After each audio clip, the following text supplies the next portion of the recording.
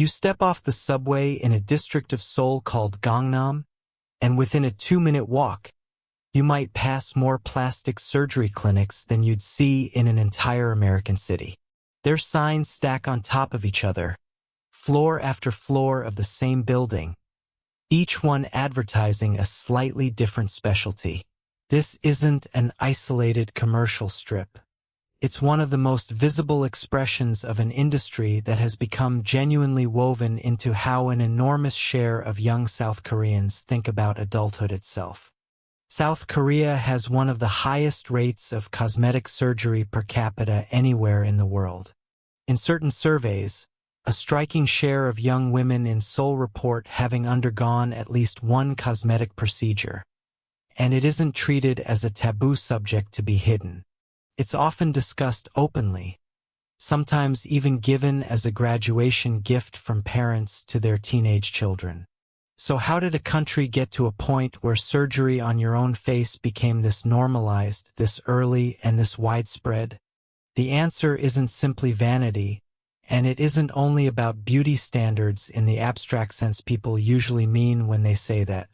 Sociologist Joanna Elving Huang, who has studied the Korean cosmetic surgery industry extensively, has argued that appearance in South Korea functions as something closer to a visible credential, tightly bound up with employability, marriageability, and social mobility, in a society that already places enormous weight on outward, measurable signals of success. Here's where it connects to something you've likely already encountered if you've spent any time learning about Korean society. The same intense, competitive pressure that shapes the country's education and job markets extends directly into how people are expected to present themselves physically.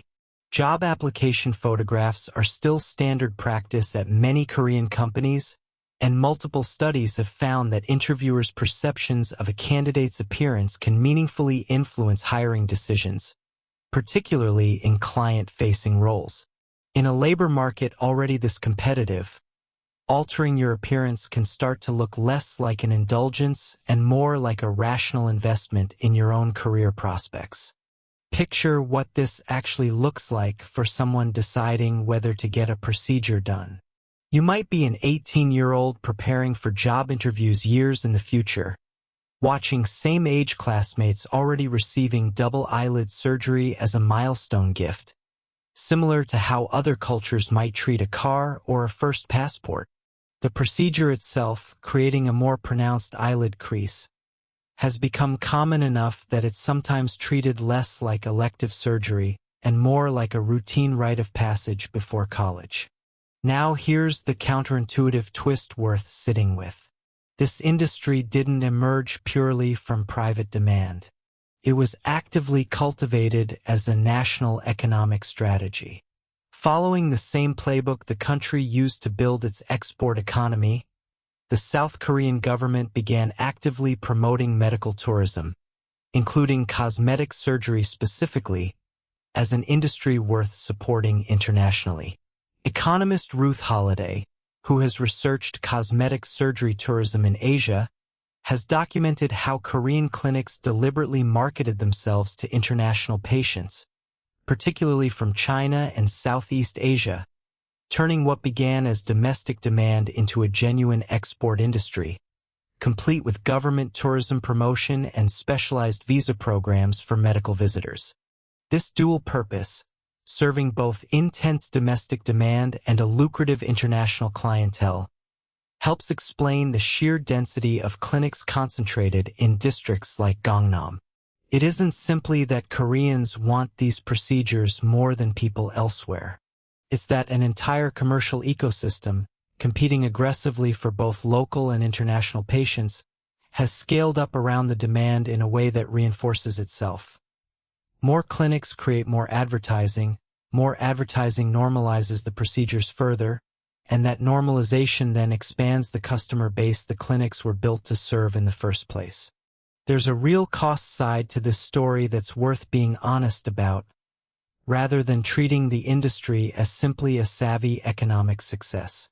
Psychologist Ji-Yun Lee has raised concerns about the psychological pressure this normalization places on young people, particularly given how tightly appearance has become linked to a person's sense of employability and self-worth in a society already saturated with competitive comparison.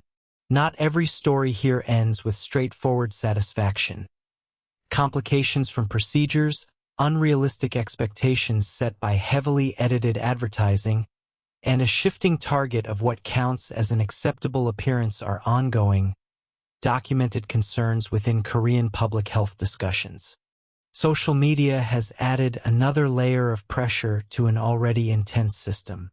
Korean entertainment companies, which train and market some of the most globally recognized pop stars in the world, have long promoted a fairly narrow and specific aesthetic ideal through their idols, one that gets broadcast constantly to a domestic audience already primed to treat appearance as a competitive category. Researchers studying K-pop's cultural influence have noted that this creates a feedback loop distinct from ordinary celebrity culture elsewhere. Aspiring idols themselves are frequently expected by talent agencies to undergo cosmetic procedures before debut, which in turn shapes the beauty standard millions of ordinary fans then measure themselves against.